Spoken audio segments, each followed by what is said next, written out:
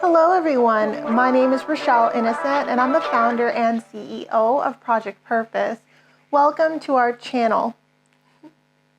Our community is focused on fostering the intellectual and character development in children. We do this through our parent-child workshops that are focused on 4 themes: autonomy, self-efficacy, compassion, and self-concept, in order to cultivate grit, perseverance, and resilience in each child. And we are so thrilled to be offering one of the first of its kind digital, virtual, and continuous learning environments, enabling parents and children to connect from all around the world. At Project Purpose, our overarching mandate is to renew and rebuild a family, community, and relationships. Our different social media platforms provide us with an opportunity to have discussions and to create space on all topics that relate to family, community, and relationships with ourselves as well as with others, with a primary focus on mental health and education. More precisely, the ways that the institutions of mental health and education play a role and have played a role in our societies at large. These discussions and debates provide us with an opportunity to think critically about what needs to change within these structures for us to live up to our bold slogan: support, protect, and empower each child through youth-focused development, better known as leadership in juvenescence. We recognize that in valuing our children's leadership potential, this also translates as recreating and co-creating environments, both socially and politically, that will enable our children to thrive. For those of you who are particularly keen on the topic, we also write thought pieces every other Sunday, and we're planning on dropping a thought piece this upcoming Sunday, so be sure to meander over to the website and check out our online content. Now, if it is the case that you are looking for a listening alternative, well, we're available on 12 different podcast platforms for your listening leisure, and we've provided you with access to the links in the description down below. Now, as is the convention, be sure to subscribe, hit that post notification bell so that you are aware of every time we post. And of course, if you like these conversations and you want to keep them going, like, comment, and share this segment. Let's get into it. Allô les mecs et les mecs. Hello, ladies and gentlemen, and welcome back to another segment here on Project Purpose. For those of you who are new, we cover topics that relate to mental health, mental wellness, and education on a week-by-week basis. And today our topic of discussion is mental wellness. And on the topic of discussion of mental wellness, we're going to be talking about the critical importance of patience. Now, before jumping into today's conversation, happy holidays. I hope that I'm providing you with value-added content as you enjoy your holiday season and think about how you'd like to kick off 2023. So I want to talk about one of the biggest dream goal killers that ever was, and that is the fact that a lot of us build goals expecting like immediate results. We have this like instant gratification attitude towards achieving and accomplishing certain things, and I think that it's really, really important that as you think about 2023, as you build out your goals, not to build them with like a defeatist mindset. So some people, they build their goals expecting to fail them because we have like this 30, 60, 90 expectation that, you know, no matter how eager and how excited and how zealous you are, by the end of like 90 days, like your goals are pretty much out of the gate. And a lot of that is because we didn't really have that point in time where we're like managing expectations and recognizing that time is a factor. Significant change requires time. And I think anything worthwhile of any aspect of our energy is gonna take time, and it's gonna take patience. And I have never been a naturally patient person. I exercise patience on a daily basis with myself, with my goals, with everything. Like, I'm conscientiously activating patience. It's why I meditate as well. I think I've mentioned before, I'm like fairly high strung. I'm like super eager to get things done, and I feel super great about getting things done, and then I'm typically on to the next one. But sometimes like I can get in my own way by being impatient. And so what I've learned as I battle with my inner child, who was, I believe, the part of me that really just has no threshold for waiting, is that like patience is necessary. I don't want to shoot myself in the foot. I don't want to cut myself short because I'm simply not giving the things the time they need to take place and to manifest in my life. And so I want to talk today about the importance of patience, especially if it is the case you're goal setting, and the 3 areas of discussion for today. So we're going to jump into those areas of discussion. So the first area of discussion is recovery. I've set the theme for my 2023 year to be around recovery. So all of the ways that translates. I think sometimes I can be so focused on the goals that I need to either, be self-sustaining, to meet my immediate and my midterm and my long-term needs, that I can just keep pushing forward without recognizing that I need recovery. I need to recover. And there are certain life events that we go through that when we get through them, it's really hard to find balance, to find your footing, because those events, they've shifted and they've changed you. And maybe up until this point, you really haven't had an opportunity to reflect on all of the different ways that has impacted you. So it's important to take a pause and to make space for recovery. And I think that recovery isn't just about physical recovery. There's mental, emotional, spiritual recovery. There's financial recovery. And I thought that it was really, really best for me to set the tone of my 2023 year on recovery and on also the time required to recover and being okay with letting go of knowing how much time that's going to take. And I think that was super important for me, because for me, I'm fairly impatient with my own recovery. Even if I have an injury, I'm fairly impatient with the recovery. But I've learned it's so important to just be patient and to give yourself more time than you actually need than less time, so you're not extending the recovery period. And I've decided that that's really the attitude I'm going to take to my overall theme of recovery. And I'm focusing on recovery on every area of my life. And I want to just make sure that it's built within a foundation of patience. So being patient with myself, being patient with the process, and being patient with the amount of time that it's probably going to need to take. I think certain wounds that we acquire, certain traumas that we acquire, certain situations that we get ourselves in, certain circumstances are going to require time, patience, and energy to get through. And I think that if you have any part of your resolutions focused on recovery, you really need to frame that recovery within the perspective of being just very patient. Because with physical wounds, we can have estimated timelines, but with those spiritual, emotional, mental wounds or situations that we're trying to support ourselves with, it could take very little time. You could just let it go once and you're free, but it could take a little bit of time. So trust the process, and trust that the process will warrant the time required for you to recover. And all of this applies to financial recovery as well. I think that all of these areas fit within the realm of recovery. And if you can think of another area that I haven't addressed, by all means, comment it down below.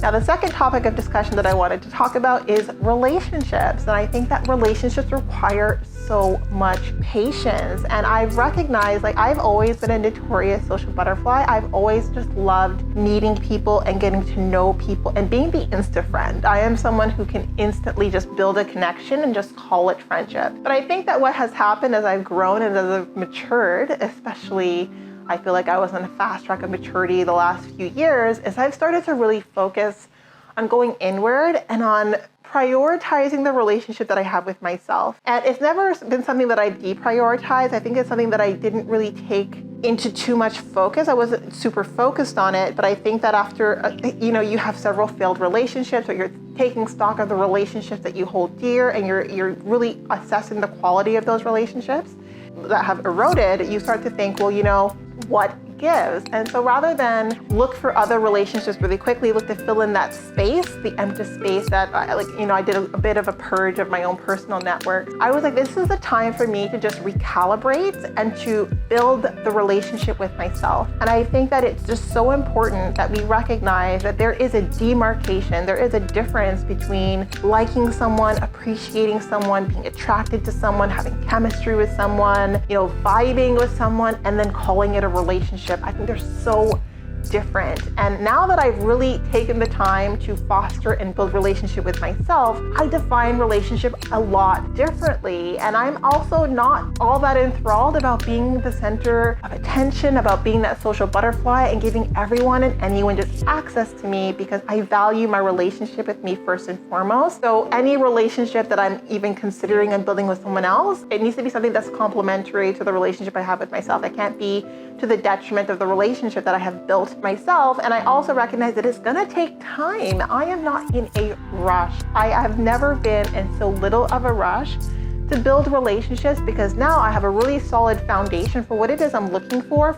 any relationship. I'm not just talking about romantic. any kind of relationship. For me to decide that liking, caring, appreciating, valuing, like any of the above that typically one would immediately associate that with like friendship or with, having a deep bond. Like for me, no, I can have all of those factors checked off, but the only thing that qualifies it as a relationship is gonna be time. It's gonna need to be all of those factors over the test of time, and then us deciding if whether or not that's going to evolve into a relationship. But for me, a relationship is the end. It is definitely not the thing I'm jumping into. Like, I think by all means, I'm still a social person. I don't think it's something that I have any real control over. Like, I think I'm naturally like a social human being, but I am so much more comfortable just like being on my own now that I value the relationship with myself, and I don't necessarily want myself to be accessible to just anyone and everyone. So I think that for any of you who are taking stock and evaluating the quality of your relationships, if you're making room, if you're doing some social pruning and you're cutting out the toxic relationships in your life, and it could be a lot. In fact, like I can tell you myself personally, having met and connected with so many different people, I was amazed and how shocked at how many people I was just engaging with that were just not people that I should have felt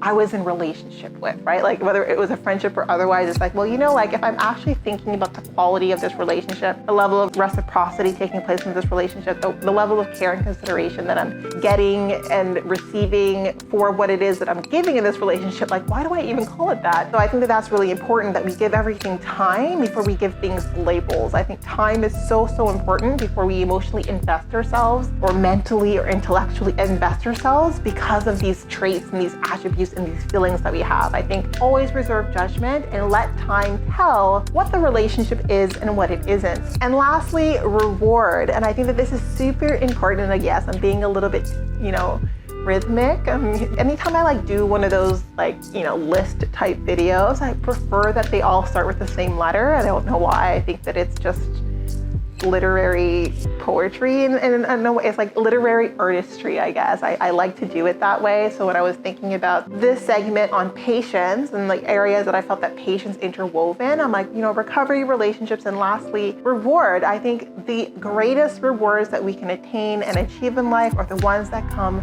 with time, which means we have to learn to be patient. And I think that so many of us give up. We feel defeated.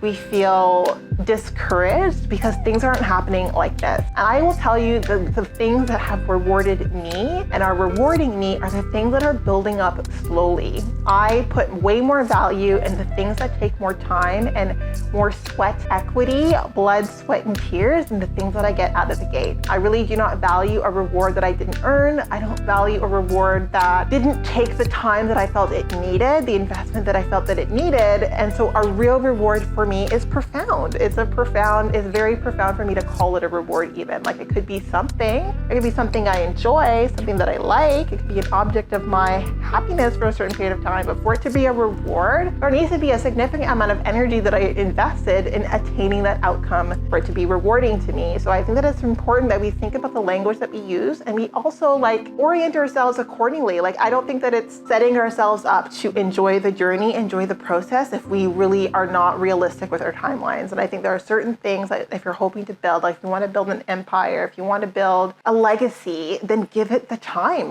Rome was not conquered in a night. So don't think that your legacy is, and yeah, some people are seemingly overnight, but I think sometimes the time gives you the thick skin. It gives you the preparation that you need to really be able to carry the weight of what it is that you're pushing towards. And I've always told myself, I can have a vision, but I don't know what that vision is going to make of me. And the only thing that I can trust that is going to prepare me for the objectives, the outcomes, and what it is that I'm looking for in life is the process, right? So I never want to skip the process. I don't want to cut corners. I don't want to skip any steps. I want to give it the time that it requires so that it can be a reward to me. Because I think sometimes you look at different people who cut corners and who cut deals, and when they got what it was they were looking for, it didn't end up being all that good for them because they weren't prepared for the weight of it, right? So I think sometimes we need to trust that there are certain things that we want to attain that involve certain areas of growth that we're completely blind to. And if you give yourself the time to build it brick by brick, the way that you see is the right way without cutting any corners, of course, then and let it be a reward to you at the end of that journey, however long that journey takes. But don't discount the journey, because the journey is helping you prepare for what it is that you're going to be carrying. And I'm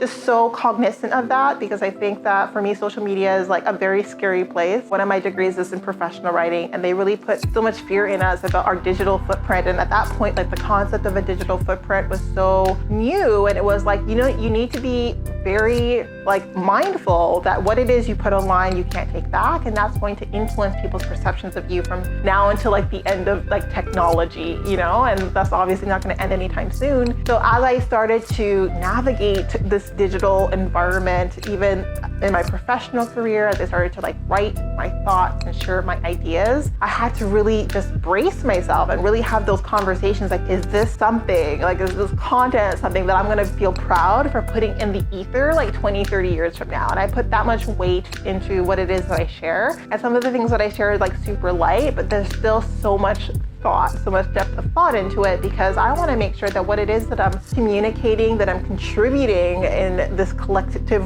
world, digital space of ours, is going to be something that supports you and that I'm proud to have put out in the ether years from now, right? So I'm making all these goals thinking of like future Rochelle, like is future Rochelle going to frown? Is she going to wince? Is she going to feel like a moment of pain by the content that I've built today? And I hope not. Like I think I put too much thought into it for it to not be the case. But again, like trust the process, trust the timing of your life, and don't cut any corners, right? And when you think about like what it is that you're sharing, what it is that you're putting out in the ether, the comments that you're leaving, just think about the fact that there's going to be a future version of you that is either going to be wincing, like, oh, why did I do that? Or like really proud of the way that you contributed to this collective online space. So that's something that I take very seriously. That is a privilege and a responsibility that I carry with so much care. And it makes the growth and the evolution a reward. It's slow, it's steady, but like I trust and believe it feels so rewarding because there's just so much of my energy and my sweat equity that I put into it. So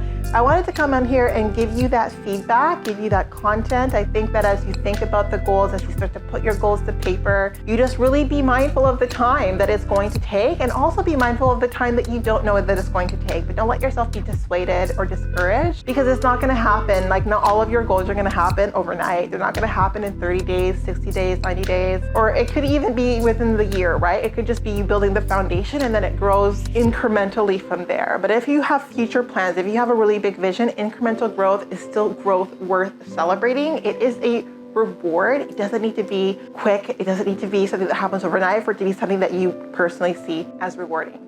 So that was it for today, but definitely not all. I hope that that was useful to you. I hope that that helps you build the appropriate lens and framing as you think about how you want to carve out your energy for this upcoming year. I would be remiss if I didn't let you know that we will be going live at least twice a month, every month for the foreseeable future on our Facebook page. So definitely be sure to tune in. Now, these events are paid events. So if you do see yourself participating in our community on an ongoing basis, then I do suggest that you take a look at one of our package plans. Yes, so we do offer package plans over and above our live events, as well as access to webinars and workshops largely focused on self-mastery over and above those events. So be the game changer that you want to see by joining our hashtag Game Changer community, allowing us a small role in your journey. Now, we are on the road to 1K, so we do invite you to follow us not just here, but on all of our platforms, and we look forward to chatting with all of you very soon. We'll talk to you later.